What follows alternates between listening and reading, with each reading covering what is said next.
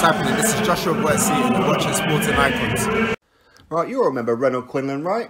He was a guy who Chris Eubank Jr. fought not so long ago to claim his IBO World Super Middleweight title. So Renold Quinlan will in fact be returning to the ring on December the 22nd, the Dillian Whyte vs Dereck Chisora undercard against Joshua Buatsi. So since the loss to Chris Eubank Jr.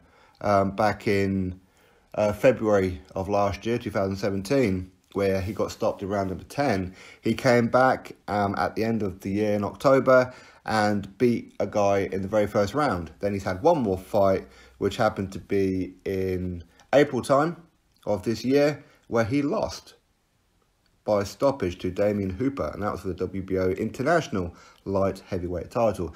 But here he is again, up against Joshua Buatsi, and this time it will be for the WBA International Light Heavyweight title.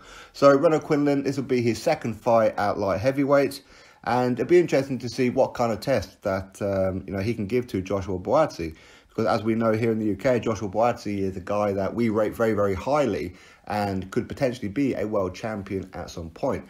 As a side note as well, we do know that the British Boxing Board of Control, they did order Callum Johnson to defend his light heavyweight British title, and of course his Commonwealth champion as well, against Joshua Buatsi, and that was rumoured to be on this card. So now we can squash all that. Callum Johnson versus Joshua Buatsi will not be on the undercard of Dillian Whyte and Dereck Chisora. So Buatsi 8-0, he's only 25 years old, and of course he's managed by Anthony Joshua. So two Joshuas working together. So for me, I would love to see him take on Anthony Yarde. I'd love to see him take on Hosea Burton, and of course, ultimately, Callum Johnson, among others. This one, is it a keep busy fight? It would be hard to call it a keep busy fight, because Renold Quinlan, while he has lost 3 times in his career, he does pose some kind of threat.